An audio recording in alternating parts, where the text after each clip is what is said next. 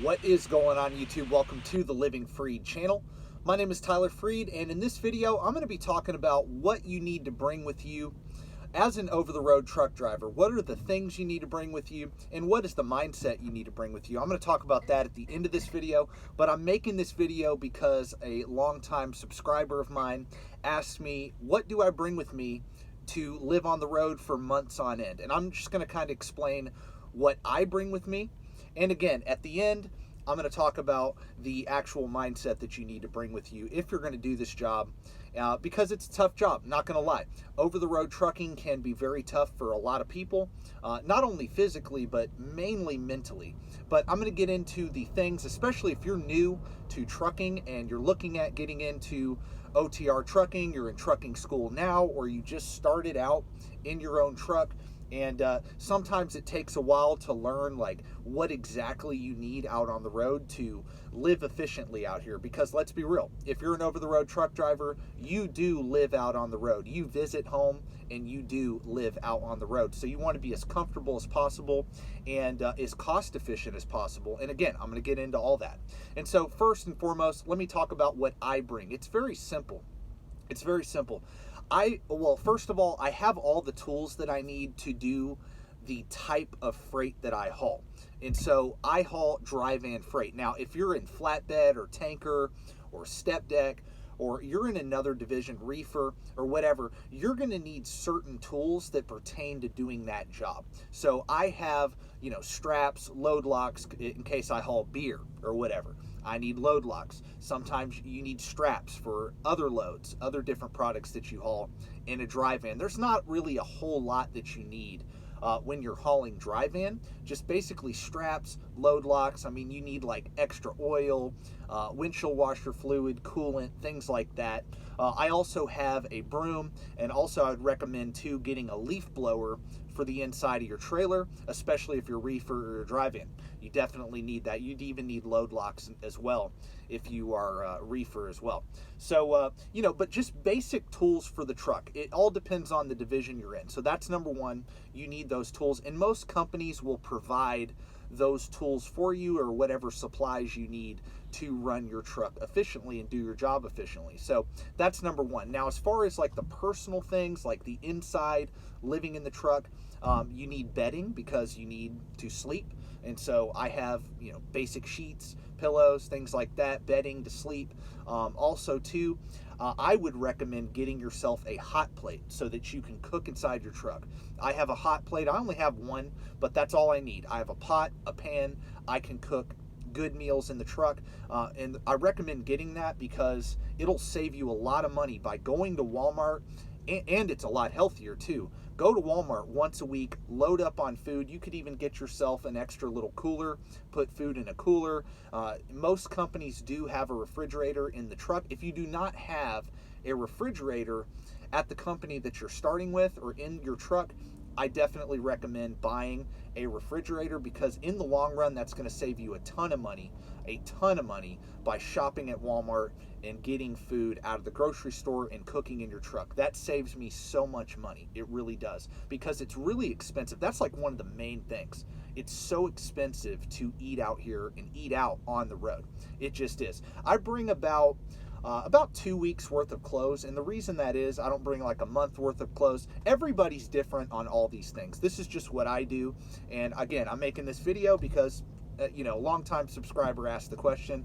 I'm going to do a video that he wants me to make. So, but again, about 2 weeks worth of clothes. Why? Because you can do laundry on the road, and it isn't until about a week and a half into when I'm out that I actually need to do laundry, because when you're trucking, in most cases now, if you're doing something else where you're outside a lot, like flatbed, you're getting sweaty, you might go through clothes a lot faster. But as a dry van driver or reefer or whatever, you're pretty much, a lot of days, you're going to be doing nothing but driving. Okay, so there's some trips you'll be on where you're just driving for 2 days.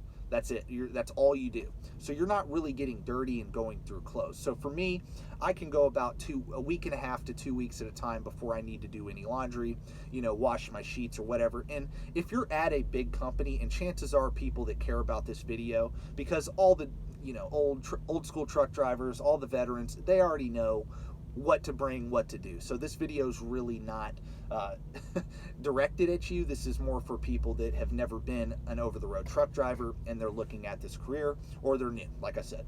And so, yeah, you're going to want to have things like laundry detergent. You're going to want to have like paper towels, things like that. Just basic things you would have in your own house, because you will want to do laundry at the terminals.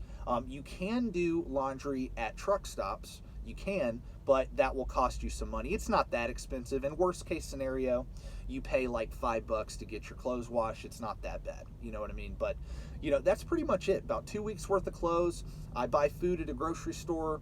I make sure I'm stocked up on that. I always have water, plenty of food in the truck in case I ever get laid over somewhere. You got to have that.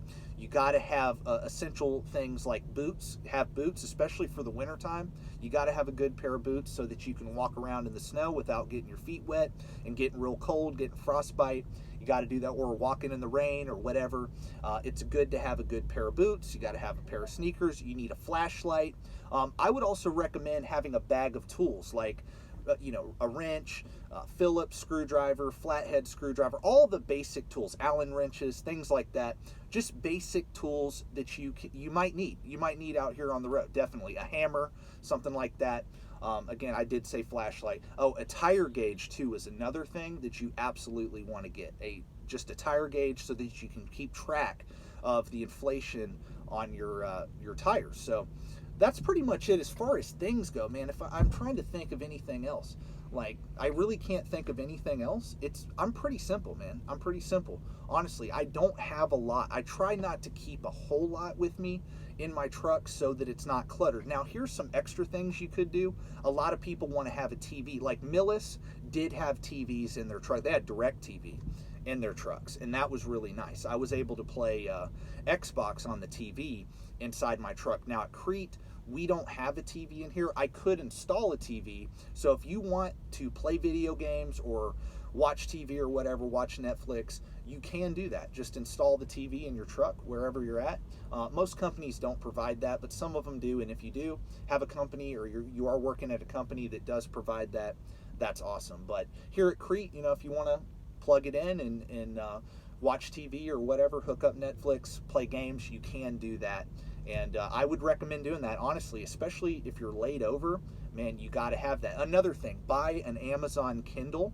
Actually buy the physical Kindle so that you can read books before you're going to bed. I always preach, hey, read, listen to audiobooks. You can buy audiobooks for cheap on Amazon Kindle, and they're stored on there, and you can keep them forever, and you can hook up your Bluetooth and listen to those books while you're driving down the road and not burn up the battery on your phone too. That's what's nice about the Kindle. I really like that. And again, it stores all the books for you, and once you buy it, you own it forever. So I'd recommend things like that. Just, you got to keep yourself occupied. You know, as an over-the-road truck driver, you got to have as many things in the truck to keep you occupied, whether that's books, whether that's video games, you know, TV, whatever it may be. Have a laptop, I don't know, but you have to find a way to keep your mind busy. An idle mind is the devil's playground, and man, an idle mind is everything to the devil when it comes to truck drivers, because he loves to get in your mind while you're driving down that road. If you don't keep your mind busy, man, he's going to mess with your mind all day long, and it's not a healthy thing. And so that is what I would say.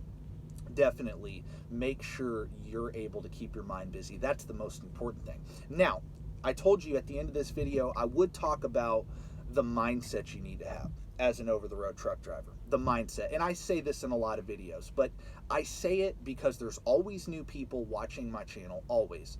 And I think everybody needs to hear this message. Before you get into trucking, before you decide to go out on the road and sacrifice time away from family, friends, and the quote-unquote normal life, before you do that, make sure you're ready to work every single day. Make sure you're ready to work. Make sure you're ready for that sacrifice. And make sure, again, you have that plan in place of what you're going to do with trucking. Because after you've seen everything in the entire country, after you've seen every state, you're going to have more that drives you than just driving. See, the first year or two of trucking, really the first 2 years, I would say, it's really exciting because you've never seen everything. You've never seen everything. You haven't seen all the states, basically. And that is very exciting when you first start. It makes trucking really fun. But after a while, again, that gets old. That gets old. And you have to have those goals. What do you want to do? Do you want to become an owner-operator? Do you want to use trucking to invest in real estate? Do you want to invest in stocks? Do you want to start a different business? Do you want to save up money and go back to school? You know, just use trucking to save up money so you can pay for school and get through college and switch careers. Do you want to get out of debt? Do you want to buy a house, pay cash for a house? What do you want to do? What's your goal before you get into trucking? That is what you need to ask yourself, because I wouldn't recommend anybody get into trucking at all, if you do not have a plan, if you do not have goals set in place. I would not recommend anybody get into this field, 100%. And I love trucking. I love trucking because I do have those goals. But the people that don't have those goals, the people that are pessimistic about reaching those goals, you shouldn't get into trucking. You should do something else. That's my recommendation. So there it is. That's what I bring with me on the road, and that's the mindset you need to have before you become an over-the-road truck driver. And if you already are one and you just started, if you don't have goals set in place, man, you're going to quit after a year or two. You're going to quit 100%. So please set goals, make a plan, have things you're striving to achieve, and this will be one of the most rewarding careers out there. I absolutely love it. I'm glad I decided to get into trucking 4.5 years ago, and I'm going to keep working within this business for a really long time. So anyway, God bless. Thank you for watching, and peace out.